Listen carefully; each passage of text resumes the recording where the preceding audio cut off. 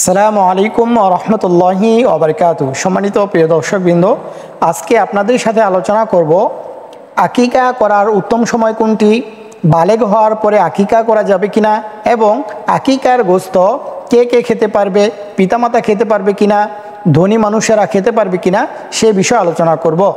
তো সম্মানিত প্রিয় দর্শকবৃন্দ, সর্বপ্রথম যে বিষয়টি আলোচনা করব যে আকিকা করাটা কোন সময় উত্তম।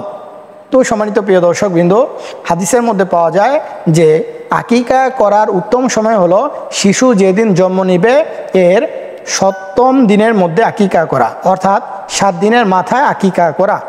যদি কোনো ব্যক্তি 7 দিনের মাথায় আকিকা না করতে পারে, 7 দিনের যেই দিনটা রয়েছে, যেমন শিশু আজকে জন্ম নিয়েছে, তো আজকে থেকে নিয়ে 7তম দিন 7 দিনের মাথায় আকিকা করাটা হলো উত্তম। যদি কোনো ব্যক্তি এই 7 দিনের মধ্যে আকিকা না করতে পারে তাহলে সেক্ষেত্রে সে কি করবে? তো সেক্ষেত্রে তার জন্য করণীয় হলো আরও 7 দিন পর, অর্থাৎ 14তম দিনের মধ্যে আকিকাটা সে করবে।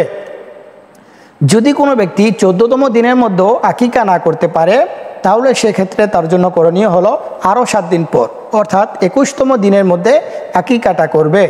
যদি কোনো ব্যক্তি 21তম দিনের মধ্যে আকিকা না করতে পারে তাহলে তার জন্য করণীয় হলো শিশু যে দিন জন্ম নিয়েছে ওই দিনের আগের দিন আকিকা করা। যেমন আজকে শুক্রবার দিন শিশু জন্মগ্রহণ করেছে, তো আজকে যেহেতু শুক্রবার, তো সেজন্য শুক্রবারের আগের দিন, যেমন সামনের বৃহস্পতিবার আকিকা করা, তো ওই দিনের আগের দিন আকিকা করাটা হলো উত্তম।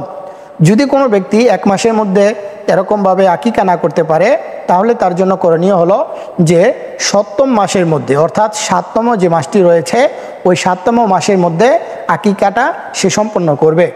যদি কোনো ব্যক্তি 7তম মাসের মধ্যেও আকিকা না করতে পারে তাহলে তার জন্য আকিকা করার উত্তম সময়টি হলো 7তম বছরের মধ্যে, অর্থাৎ যে সময় শিশুর 7 বছর হবে ওই সময় আকিকা করাটা হলো উত্তম। যদি কোনো ব্যক্তি এরকমভাবে আকিকা না করতে পারে আর এই অবস্থায় শিশু বালেগ হয়ে যায় তাহলে বালেগ হওয়ার পরে আকিকা করলে আকিকাটি জায়েজ হবে কিনা বা আকিকার সওয়াবের মধ্যে কোনো কম বেশি হবে কিনা, কোনো ঘাটতি হবে কিনা এই বিষয়ে আলোচনা করব। তো সম্মানিত প্রিয় দর্শকবৃন্দ, হাদিসের মধ্যে যে বিষয়টি পাওয়া যায় আকিকার উত্তম সময় হলো শিশু জন্ম নেওয়ার পর 7ম দিন থেকে নিয়ে বালেগ হওয়ার আগ পর্যন্ত এতটুক সময় হলো আকিকা করার উত্তম সময়। যদি কোনো ব্যক্তি বালেগ হওয়ার পর আকিকা করে তাহলে এক্ষেত্রে ফতুয়া বিভাগের মধ্যে যে সমস্ত ফতুয়াগুলো দেওয়া হয়ে থাকে বা ফতুয়ার কিতাবের মধ্যে যে সমস্ত বিষয়গুলো উল্লেখ রয়েছে সেটা হলো বালেগ হওয়ার পরেও আকিকা করা যাবে এবং আকিকার সওয়াবের মধ্যে কোনো কমতি হবে না। তো সম্মানিত প্রিয় দর্শকবৃন্দ, 3য় নম্বরে আমরা যে বিষয়টি আলোচনা করব সেটা হলো যে আকিকার গোশত পিতামাতা খেতে পারবে কিনা, ধনী গরিব সকলে মিলে খেতে পারবে কিনা বা কে কে খেতে পারবে এই বিষয়টি আলোচনা করব। তো সম্মানিত প্রিয় দর্শকবৃন্দ, আমাদের সমাজের মধ্যে অনেক ক্ষেত্রেই দেখা যায় যে আকিকার গোশত খাওয়ার ক্ষেত্রে পিতামাতারা শরিক থাকে না, অর্থাৎ পিতামাতারা আকিকার গোশত খেতে চায় না এবং মনে করে যে আকিকার গোশত পিতামাতা খেতে পারবে না। আবার অনেক সময় দেখা যায় যে অনেক নিকটতম আত্মীয় কিন্তু সে ধনী হওয়ার কারণে তাকে আকিকার গোশত দেওয়া হয় না। তো সম্মানিত প্রিয় দর্শকবৃন্দ, আকিকার গোশতটি পিতা মাতা ধনী গরিব সকলে খেতে পারবে। এই আকিকার গোশতের মধ্যে ধনী গরিব বা পিতা মাতা এই সমস্ত জিনিসের মধ্যে কোনো তফাৎ নাই বা এই সমস্ত জিনিসের মধ্যে কোনো নিষেধাজ্ঞা নাই। তো সেই জন্য আমাদের সমাজের মধ্যে যে সমস্ত খারাপ প্রচলন হয়ে গিয়েছে যে পিতামাতা খেতে পারবে কিনা আকিকার গোশত, অনেক ক্ষেত্রে দেখা যায় যে সন্তানের জন্য আকিকা করেছে কিন্তু পিতামাতা তার গোশত খায় না।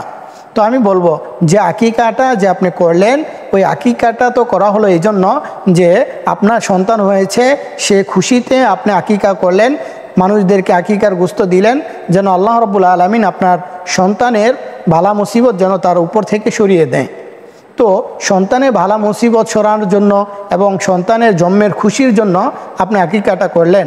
তো আকিকাটা যদি আপনি করার পর নিজেই না খেলেন তাহলে নিজের সন্তানের যেই আনন্দ উপভোগ করাটা সেটা তো আপনি নিজেই করলেন না। তো সেজন্য বলবো অবশ্যই পিতামাতা যারা আছেন তারা অবশ্যই সন্তানের আকিকার গোশতটি আপনারা খাবেন। আর আল্লাহ রাব্বুল আলামিন আমাদের সকলকে এই যে মাসালাটি বললাম এই মাসালার ক্ষেত্রে সম্পূর্ণভাবে বুঝে আমল করার তৌফিক দান করুন। আমিন। আসসালামু আলাইকুম ওয়া রাহমাতুল্লাহি ওয়া বারাকাতুহু।